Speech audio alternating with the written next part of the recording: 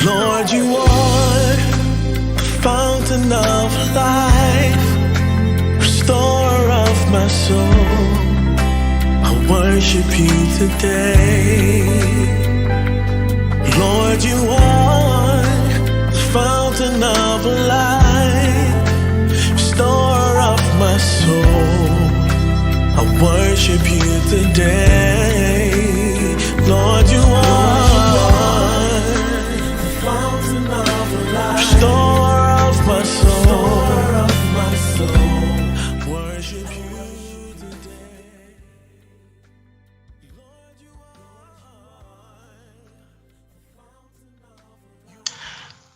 Hello everyone, this is Charles Zuta, and I welcome you to another episode of the Fountain of Life podcast. It's a real privilege to have you join us for this episode, and this week we are beginning a brand new series which we've captioned Memory, Monsters or Ministers. We are asking the question, are our memories monsters or are they ministers?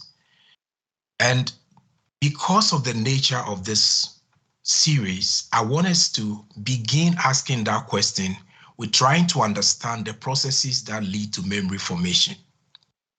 And so for this premiere episode on this new series, we are privileged to have in the studio one of the friends of our ministry and also a very, very qualified person to speak on this topic. So today's episode, we want to look at the biological basis of memory. You see, the Bible talks about the head, talks about the functions of the head, that is to remember things and to forget things and all of that. But it doesn't say much about anything much in between. That is, how does memory work? So we want to fill in that gap by discussing some of the biological processes that lead to memory formation. So as part of our housekeeping duties, I want to just say that any information which is shared on this podcast and subsequent ones which we'll be sharing with you, it is not meant for diagnosing or treating any specific medical condition. So if you need any urgent care, I'll recommend to call 911 or to book an appointment with your primary care provider. So thank you once again for calling in and being a part of today's episode. In the studio with me today is Dr. Jonathan Laryea, who is the professor of surgery and chief of the division of colon and rectal surgery in the Department of Surgery at the University of Arkansas for Medical Sciences. Dr. Jonathan is an alumni of the University of Ghana Medical School, as well as Raphael Hospital, an affiliate of Yale in New Haven. Dr. Jonathan is currently he's a medical director of the Cancer Services Line at the Winthrop P. Rockefeller Cancer Institute at UAMS, that is the University of Arkansas for Medical Sciences. He also serves as the Arkansas State Chair for the Commission on Cancer for the American College of Surgeons. Dr. Jonathan and his wife, Reverend Oti, are also actively involved in the work of God. He is the author of a couple of books. The latest one, it's God's Blueprint for Success, which is available on Amazon and other places where good books are sold. So today is an honor for me to have join us on this podcast our dear friend, Dr. Jonathan Laryea. So Dr. Jonathan Laryea, welcome to the Fountain of Light podcast. And I really look forward to the conversation we are going to have today about the biological basis of memory. Welcome. Thank you so much, Reverend Zuta. All right. So, like I said in my introduction, the Bible says a lot about memory, says a lot about remembering, says a lot about forgetting, talks about the head and all of that. But it doesn't say anything much in between. And I don't think God is supposed to be trying to understand how memory is formed. So to kick us off today, can you explain to us, kind of a high overview of the process, as complex as it is. How does the brain create memory? Thank you so much, Reverend Dr. Zuta. So when we talk about the brain is like the main processing center, of the body and of our experiences. So as most of us know, we have our five senses, and these senses tend to be kind of the gate of the body. The brain receives impulses from these five senses. So that's the sense of sight, the sense of hearing, smell, touch, and taste. And so the brain receives a lot of information from these senses. And these pieces of information go down nerve cells, okay, what we call neurons. And when new information comes in, the brain lays out new connections. And these new connections then become the basis for memory. And so there are billions and trillions of these connections that are formed with each incoming signal that the brain receives. And that becomes, so that the process of encoding, storing, and retrieving knowledge or information or signals that come into the brain is the basis of the biological basis of the formation of memory.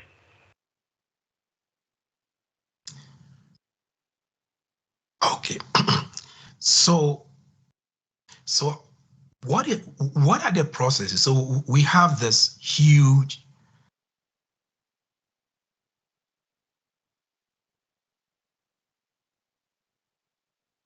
we have this big thing that we carry around with us with billions and billions of neurons in it over there. How does the mind recall memory, and why is it so selective? There are things I can remember just like that, but others that I struggle with. How does the mind recall memory?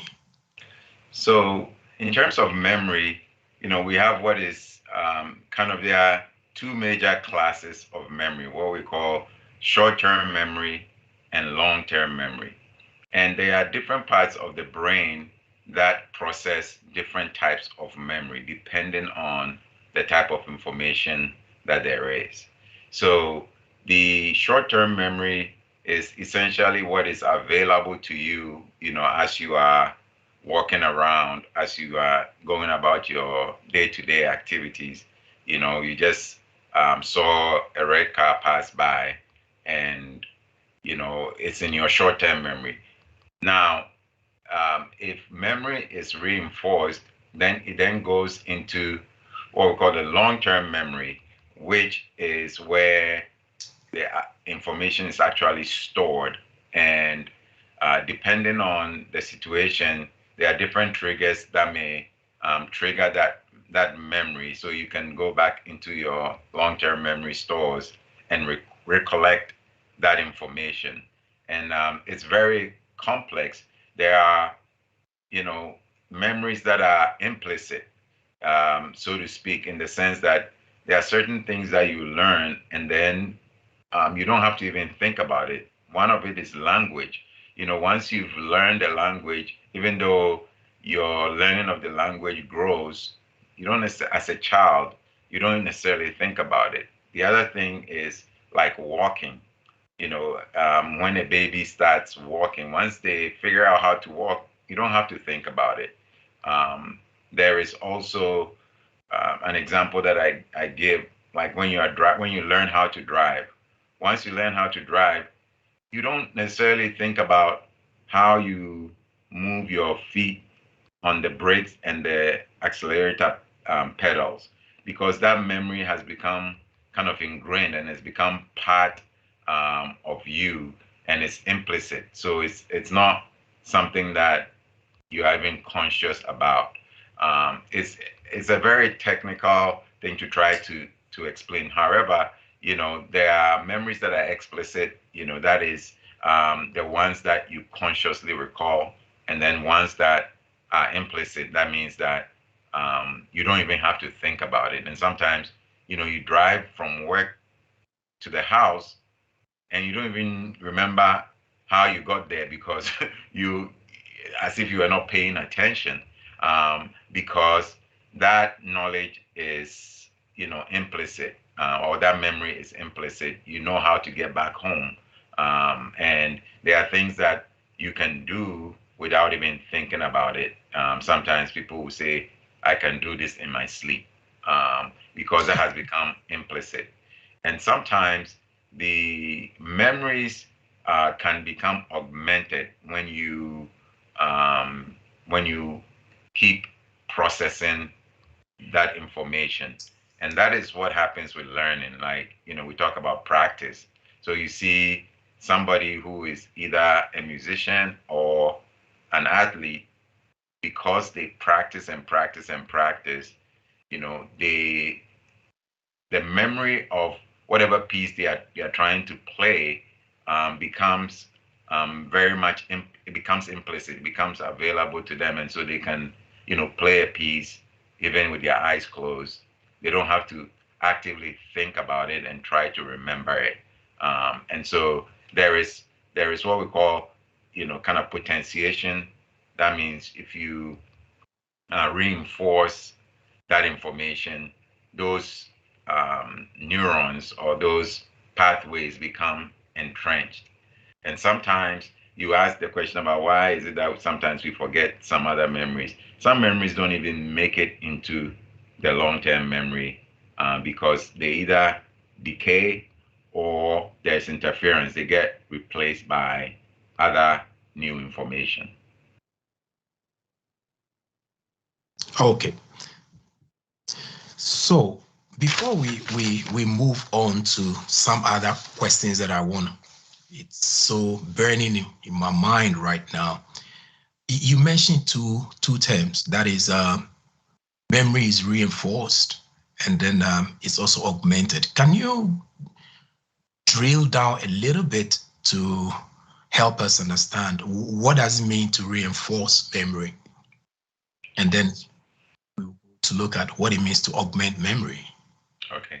So if you, I was given the example of, let's say, a pianist who practices their music. And so, typically there are people who can play from memory and they don't have to read the score. And, that happens by, training. So by doing it over and over again, they are reinforcing that memory, right? And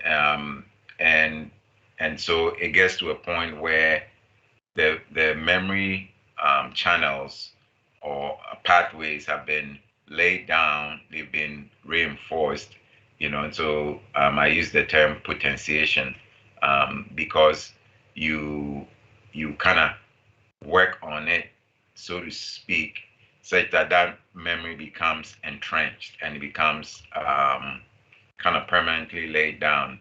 And so next time when you have to play that piece, it's easy to remember it, as opposed to if you just, played it once and you never really got it entrenched, and then it becomes difficult to remember. You can see it also with language, so you can learn a new language, but if you don't use it, you may forget it.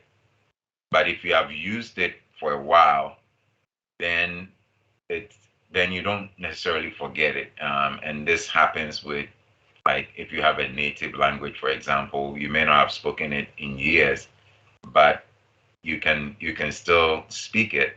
However, if it's a language that you've learned that you never used, it's not been reinforced. You haven't, kept on using it, and so then you forget. And a typical example is with me. I studied French for 5 years. I was very good in French. I did very well. Um, for those who know what ordinary level exams is, I had a 1 in French, but now I don't remember any French because even though I learned it, and at the time it was available in my short-term memory. I didn't reinforce it, and so it's not being stored in my long-term memory. And so now I don't call myself a French speaker. So kind of that's a simple example of that. Right. Okay. Before we go on, I just want to remind our audience that you are watching the Fountain of Life podcast, and I'm having a live studio discussion about the biological basis of memory with Dr. Jonathan Laryea. And at the end of this session, we'll give you the opportunity to also ask questions. I don't want to be the only person asking Dr. Laryea all the questions. So maybe there's something that he has said that has piqued your interest and you want further clarification on it. You can call 425-504-4957, or you can leave your question on our YouTube channel, that is Fountain of Life Podcast, and we will pick those questions, or call in with WhatsApp, that's Fountain of Life Podcast. All right. So, Dr. Laryea, the next question, that now that we've seen a high overview, of I'll call it the layout of the land, as long as our emotion, our memory and neurological processes are concerned. Why is memory tied to emotions? Because there are things you recollect that kind of gets you agitated. So what is the connection between memory and emotions? So as I said before, there are different parts of the brain that process different types of information. So memories that are associated with emotion tend to be stored in a part of the brain called the amygdala, and those ones tend to be very strong. And so you can see that memories that evoke kind of fear, that evoke pain, that evoke difficult experiences tend to be stored in that part of the brain, and those ones are they tend to be not easily forgotten, and they don't just go away. And that's why sometimes people who have suffered some traumatic events sometimes remember the event, and it feels like it may be 10 years earlier, but when they remember it, it evokes the same emotional reaction as when it happened 10 years ago. So yes, those memories tend to be very difficult to easily get rid of. It is just the way the brain has been wired, that different, so for example, as I talked about, the short-term memory is processed in the area of the brain called the prefrontal cortex, so kind of the front part of the brain, whereas the long-term memories tend to be in a part of the brain that we call the brainstem. However, memories that are associated with emotion, so if there's an emotional component to it, then those ones are stored in the part that's called the amygdala, and they tend to be very strong memories. I think the fact that there's emotion associated with it, we talked about potentiation and augmentation. I mean, this one, it doesn't even need that potentiation. It just happens to be very strong memories that if the event surrounding it is not processed right, then even 20, 30 years later, when that memory comes up, it evokes the same emotions as if it just happened. Okay. So somebody who has been through some traumatic experience, in later episodes in this podcast, I will be looking at the whole range of issues around emotions and memory and all of that. So, do we have any control over what our minds remember or forget? So the answer to that is yes and no. As I said, there are memories that just kind of reside in the short-term memory space, and they can easily be forgotten by this, in the sense that they are not reinforced, and you don't necessarily pay attention to it. Let's say you drive by, and as you're driving, you see, sometimes you don't even remember, did I stop at this traffic light? Did I see the red car? Because there is other information coming in that can override that information. Um, and then, as I said, the memories, especially ones that are associated with emotion, either fear, fright, pain, um, and things like that, tend to be very strong, and so you may not be able to easily um, forget them. Again, the important part is how the whole situation is processed. So, an example I will give is, for example, someone has been wronged in a bad way. They had a very traumatic experience, and they have processed it. They have forgiven, let's say, the offender. And so, even though they remember the event, it doesn't evoke the same emotions of pain or fear or fright that it did when the event happened.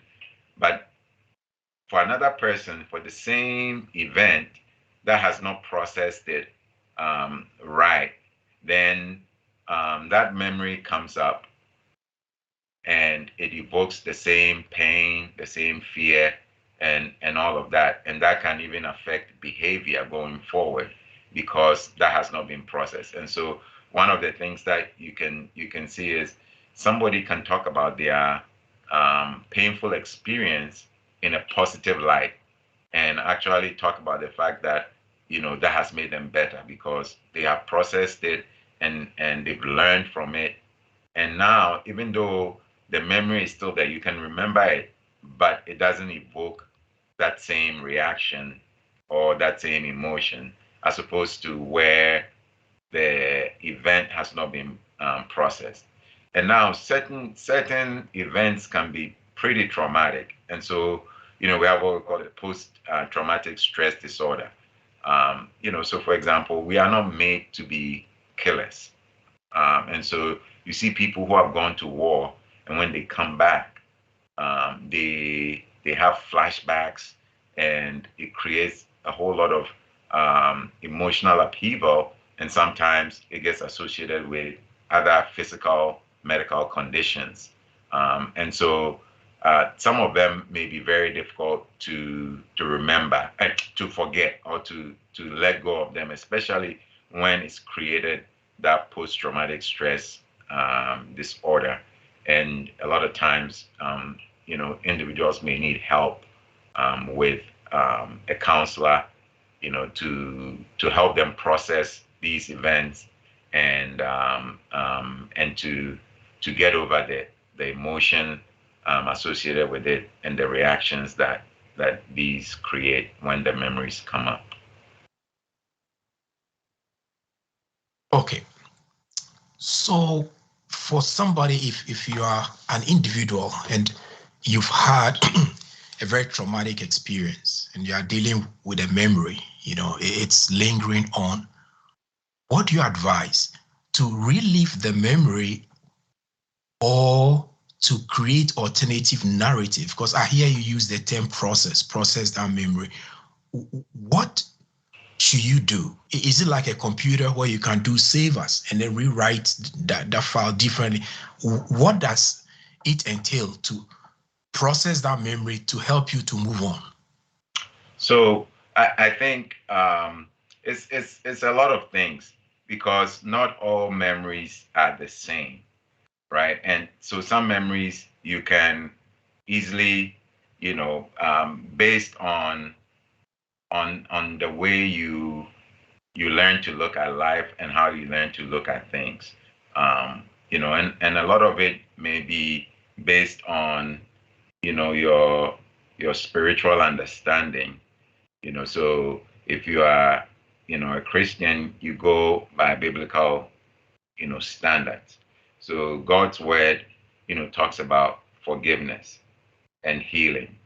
And and so sometimes certain memories may come up and you have to, get deep inside and be able in the terms of processing it is sometimes even understanding the situation, what is your contribution to that situation, and then giving people the benefit of the doubt, and then also forgiving yourself and forgiving the offender, so to speak. So some of it may be that easy to process by yourself, but then there are others where you need help. Especially the ones that have created the so-called PTSD, post-traumatic stress disorder, certain very painful events that happen. You may not be able to do that by yourself, and that is where having a professional, counselor or a professional therapist, can help you through how to process these things and how to look at things from a different perspective, and then also how to move on from that event so that those memories will not haunt you for the rest of your life, and you can think about them and you can talk about them and yet not necessarily be held back or feel as though that event just happened over and over again. So there are some where you can process by yourself, um, depending on the where you are, or depending on who you are and what knowledge you've acquired, how you've learned to engage with life, and how you've learned to engage with situations. And then there are some where you need help. Thank you so much. Thank you, Dr. Jonathan. So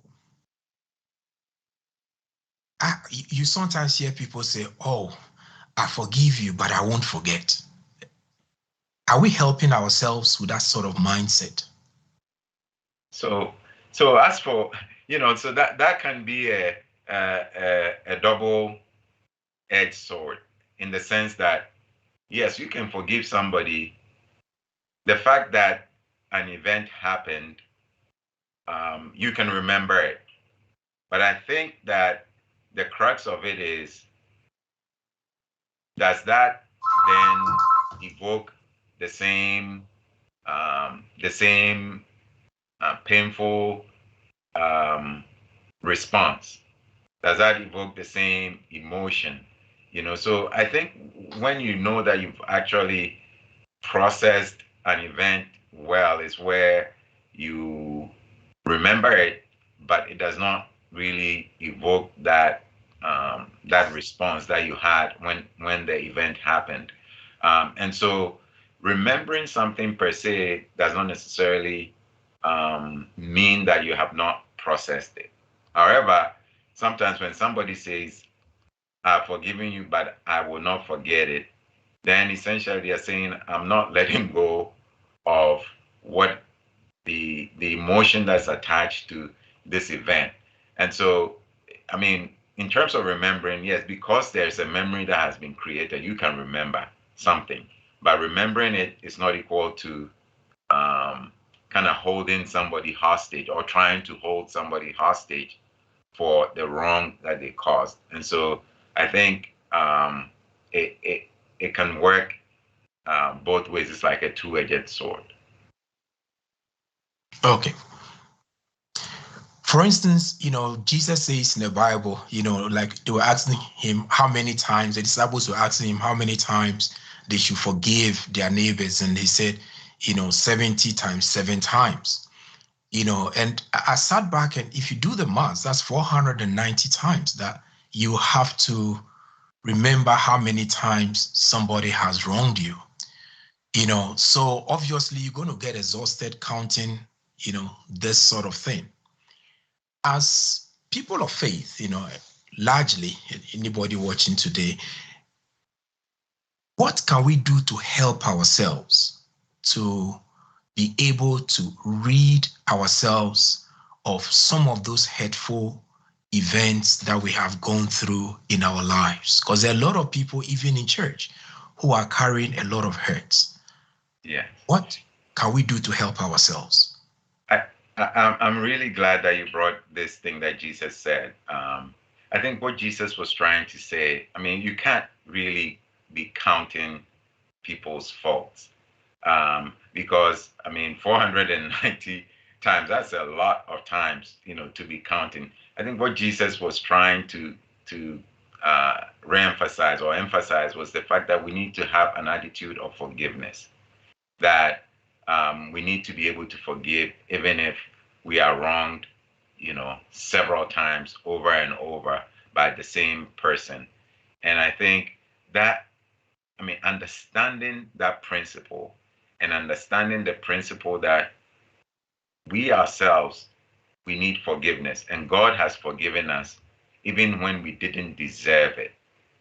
Once we understand that, and then also Jesus himself talked about, the parable of the wicked servant who was forgiven his debt, but then went and put, another servant in jail. And he used those parables to teach us about forgiveness, that if we don't forgive, then our Father in heaven is not going to forgive us. And even in the Lord's Prayer, which is a model of prayer that Jesus taught, he says, and forgive us our sins as we forgive others. So I think for us to rid ourselves of this, we need to understand that we ourselves are in need of forgiveness. And until and unless we forgive others, or we have that attitude of forgiveness, which God exhibits, and the Bible is full of examples of forgiveness, and it doesn't matter what the sin is.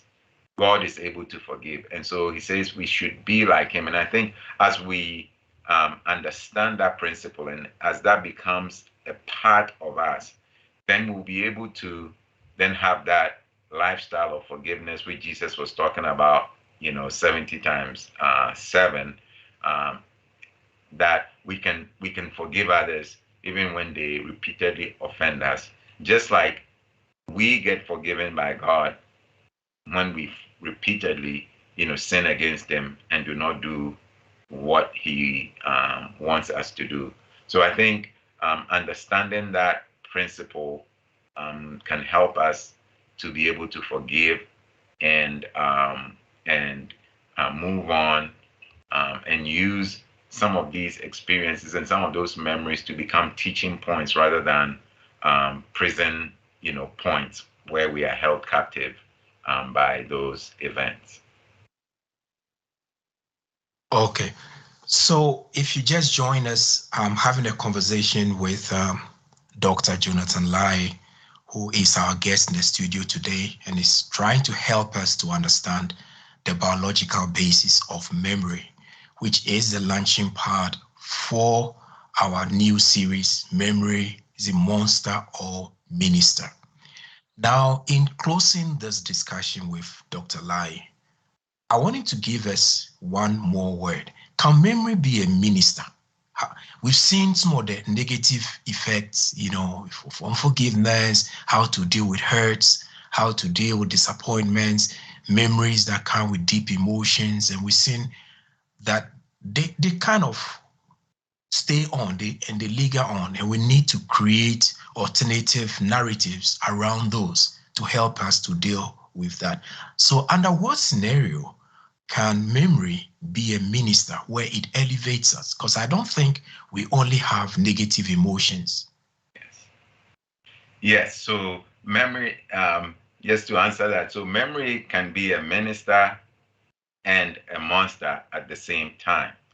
Now, there are some pleasant memories that are also associated with with good things. And so sometimes you can remember some, for those who drink coffee, maybe you can remember a particular coffee that you had that was really good. And you can remember situations surrounding it, where you bought it from, even the cup that it was in, even the smell of that coffee, you can still remember it.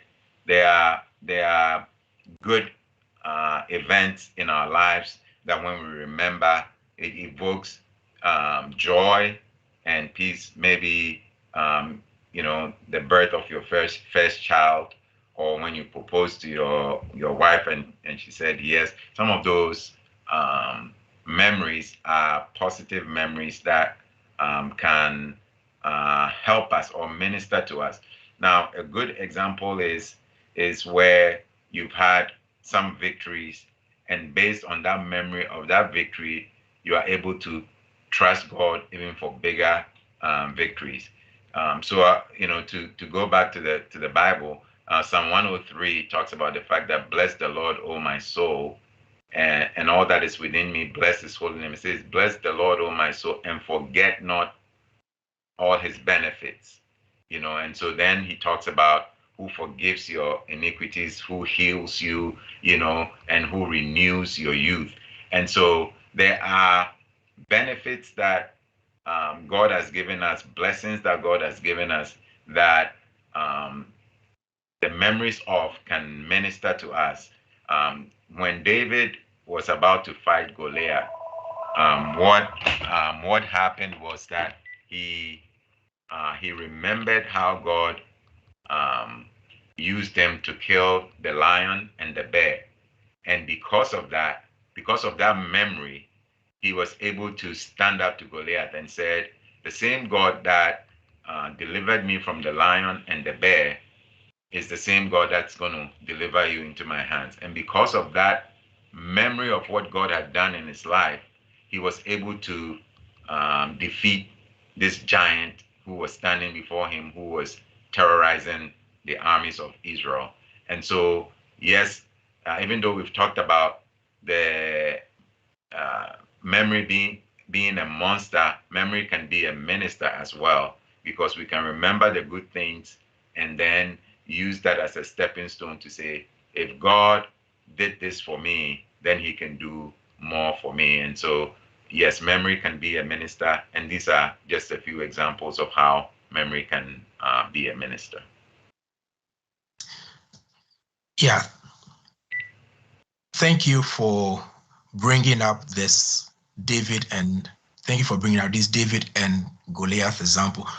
Just back to what you taught us, a few minutes ago about how memories that are associated with deep emotions don't easily leave. I presume it's not easy for a youth to take on a lion and a bear. I mean, that must be a frightening and a very traumatic experience for David, isn't it? Yes. I mean, obviously, I think all of us can think about, if you come across a lion, the first thing you would probably do is try to run or hide. But David, um, had to fight, fight a lion and a bear. So those would be experiences that would have been associated with fright, fear, panic. But he was able to overcome them. And so I think that memory coming back to him, and he spoke about it. He says he remembered, he said, the same God who delivered the lion and the bear into my hands would deliver you into my hands. So I think the aspect of it where the memory became a minister was that the memory emboldened him. He saw that he was able to conquer the lion. So that's, the lion is known as the king of the jungle, and uh,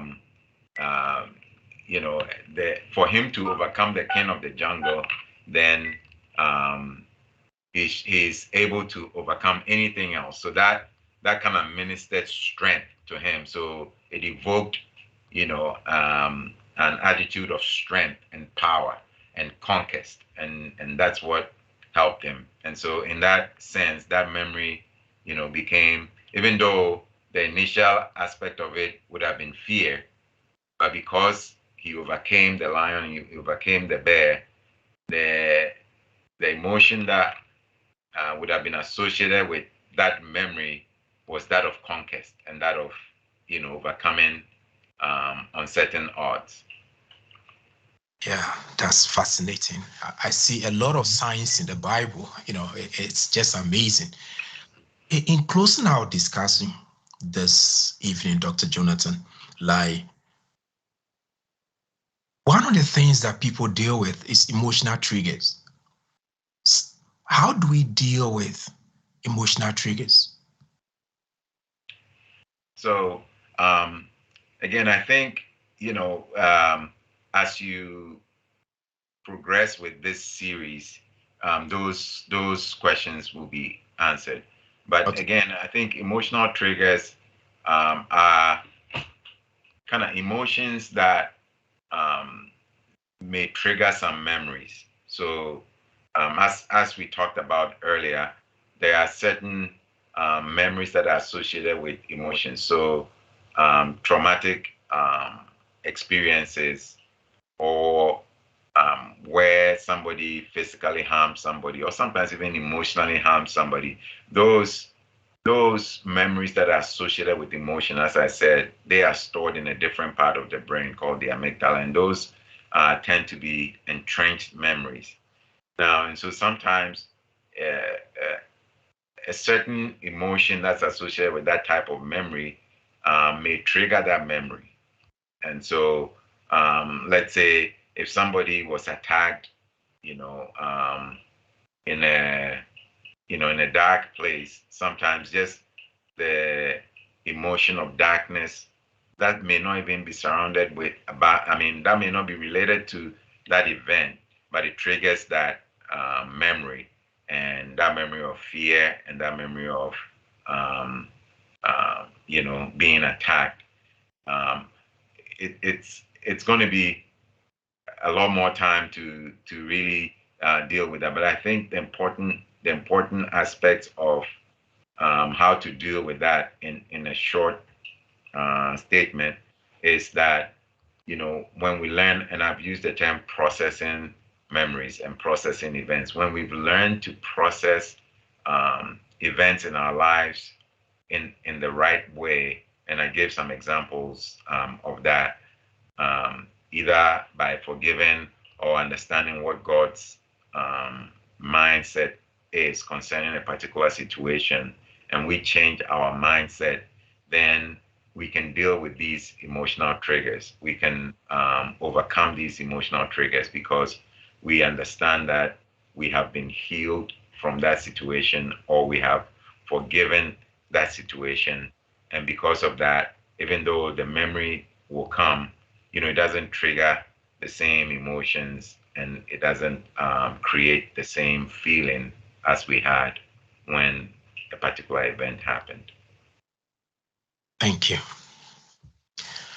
Okay, so we've been talking with Dr. Jonathan Laryea as our guest today on the Fountain of Life podcast to share with us his understanding of the biological processes that keep us as human, keep us sane, keep our memories working. So I will want to express my sincere gratitude to Dr. Laryea for spending time with us today. But before we let him go, he's done a lot of talking, and you've done a lot of listening. So the lines are open. The number is below. We will take a couple of questions. If you have been watching and you have any questions, you can let us have them. You can call in. That is 425-504-4957, or you can type your question into YouTube or Facebook and we can deal with it. So we'll give you a couple of minutes to get a feedback or any question from our wonderful audience today before we let Jonathan Laryea go.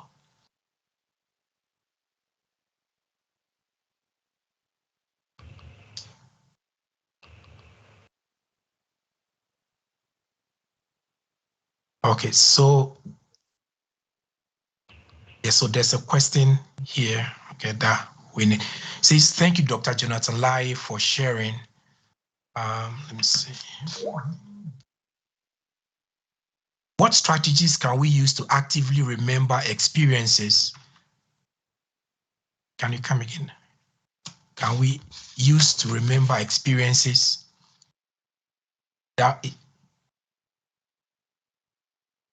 Okay. I think, this question is from YouTube and saying, what strategies can we use to actively remember experiences when we find that we are forgetting things easily? So I think one of the strategies is kind of rehashing the event. So as we talked about earlier, you can rehash negative events and it can become entrenched and become a monster to you. But rehashing, kind of rehearsing positive experiences and events so they can become entrenched and they can become potentiated and augmented. And, I gave the example of Psalm 103, which says that, forget not all his benefits. So I think every now and then we need to sit down and remember the things that God has done for us. Remember the good things that God has done for us. And as we rehearse those things, they become, a part of us. The other thing is, the Bible talks about in Psalms 1 and also in Joshua 1, talks about, meditating on the word of God, right? So meditating on his word to the point that it becomes a part of you. Um, we talk about, as you meditate on the word, becomes a part of you. It becomes, ingrained in you so that you don't easily forget. And that is where the potentiation that I was talking about, augmentation, comes in. So I think we need to have some memory parties, if I should put it that way. However, we cannot stay in the past, right? Those remembering those things is to help us. And another example is where there's this song where we say, "Count your blessings, name them one by one, and it will surprise you what the Lord has done." So counting your blessings, rehearsing your positive experiences, that can help you to not forget what God has done for you. And I think that um, that will help to reinforce those memories, because there are times when you don't even think of things as blessings until you start recounting them, until you start rehearsing them. Then you realize, oh no, really, God has brought me a long way. From where I was 10 years ago to where I am now. And so those are some of the strategies for actively remembering those experiences. And as we talk about trying to process, bad experiences and deal with them, the good experiences will become ministers to us and help us even to trust God more and to do even more. Yeah. So looking over Beryl's question, I don't know whether, because she's driving at the effect of multitasking and, forgetting things easily. So I don't know whether that is the direction that she's looking. Yeah, I didn't see it that way, but maybe that's part of the question. Now, obviously, as I mentioned, there's what we call short-term memory and long-term memory. So one of the things that is a detriment to memory or to remembering things is multitasking, because as I talked about, some memories can decay and some memories can be replaced by new information. And so that is why multitasking, it's not really a good thing when you want to remember something. And this happens with people who are studying, for example. If you are trying to study and you have music on, you have TV on, you have so many things going on, it's very difficult for you to really retain what's happening because you are being bombarded by so many impulses that are coming in, and so the what you are trying to study does not get kind of laid down into the long-term memory pathway. So obviously, um, for us to remember things, um, we need to, and especially in these days of everybody having smartphones, we are bombarded with so much information, and the multitasking sometimes makes us forget. And so another strategy is, to make sure that, especially when it counts, that we are not multitasking, and we pay attention to, events that or something that we are doing, so that we can reinforce that information. And sometimes, for example, let's say you are trying to study the Word of God, and turn off that TV, turn off that phone, turn off social media, and don't let your phone be pinging whilst you are trying to study. And then after you read, ask yourself, what did I study, and how does this apply to me? Kind of, try to dig a little deeper, and that reinforces that information. And as you meditate on it, it becomes, as we were talking about, it becomes ingrained in you and becomes part of you, and it's easier to remember. Um, Definitely, multitasking is not good for memory. Excellent. Thank you so much, Dr. Lai. Do we have any other questions? We'll take one more question and then we will wrap up our session with Dr. Lai as he discussed with us the biological basis of memory. Is there any other question in the hopper that we need to look at?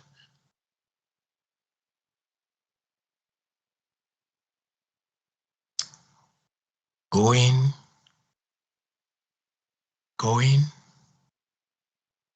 All right, thank you so much. You still have opportunity to send your questions. If you send it to us, maybe if you watch this video later on and something piqued your memory and you want to ask Dr. Lai, you can send it to us and we will forward it to him. And I want to take this opportunity on behalf of the entire crew of the Fountain of Life podcast and our audience to say thank you so much, Dr. Lai. And I'm really fascinated by how science seems to align with the word of God. For instance, God says we should not let the word depart from our eyes. And there's an interesting word that we all read it in the Old Testament, the word to hearken, say hearken to my word. So if you look really closely at the meaning of the word to hearken, it means to listen whilst listening. That is fascinating, to listen whilst listening. So that speaks to the multitasking. God is saying, don't multitask when I'm talking to you. Listen whilst you are listening. That is, pay double attention. So that he wants whatever he's saying to be inside the inner recesses of our minds to remember it. So he says to hearken, to listen whilst you are listening. There's so much that has been shared with us. So this is going to be available on the podcast in our video series. And I'm really looking forward to the next episodes. For the sake of our audience, this is the Fountain of Life podcast, and you have been listening to a conversation with Dr. Jonathan Laryea, who spent time with us to explain to us the biological basis of memory. Next week, Sunday, at the same time, we will have Reverend Asari Bediako, who is a member of our larger Harvest family, the head pastor of Harvest Chapel International in Atlanta, but who is also a professional counselor, certified counselor in the state of Atlanta in the US. He will be on the Fountain of Life podcast next week to share with us on looking at the emotional aspect of memory. Dr. Jonathan Laryea alluded to that we'll be talking about the downstream process of the memory formation, what happens next, and how that memory affects us. So make time with us next week. I'll have another conversation with Dr. Reverend Asari Bediako. I'm sure you'll be excited to hear me call him Doctor. Reverend Asari Bediako, will be on this podcast. So thank you so much for watching, and you can subscribe to our YouTube channel, or you can download this podcast in any of the platforms where you always get your podcast. Once again, thank you so much to our technical crew, and my heart strong gratitude to Dr. Jonathan Laryea for making time to be with us. I can't help discussing science and the Bible with you, which might be maybe a future episode. Thank you so much, and may God richly bless you. Thank you, everyone, for listening to this podcast, and let's meet again next Sunday. Thank you. Come unto me, all ye that labor and are heavy laden, and I will give you rest. Take my yoke upon you and learn of me, for I am.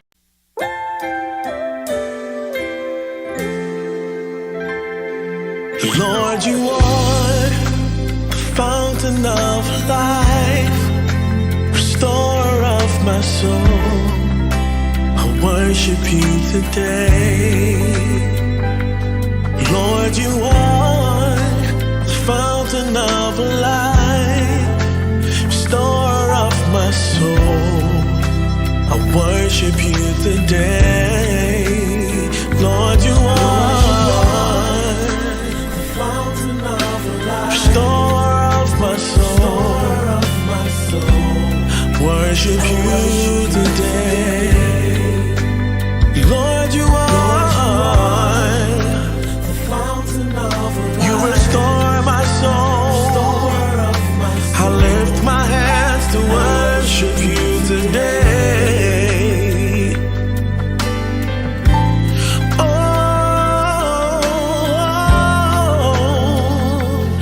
Oh, Lord, yeah.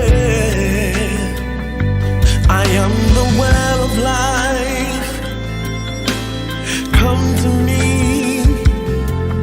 you thirsty soul, and drink, for there's peace, there's joy, and there's hope for the weary soul. Lord, you are the builder of my soul, the fountain of my life.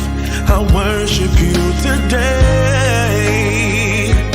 Lord, you are the builder of my soul, the fountain of my life. I worship you today. Lord, you are, yes, Lord, fountain of my life. I worship you today. Lord, only you are, yes, Lord. You restore my soul. I worship you today. Yeah.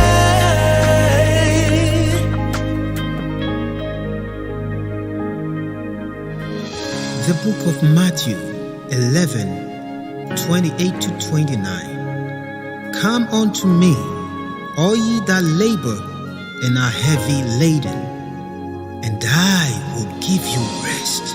Take my yoke upon you and learn of me, for I am meek and lowly in heart, and ye shall find rest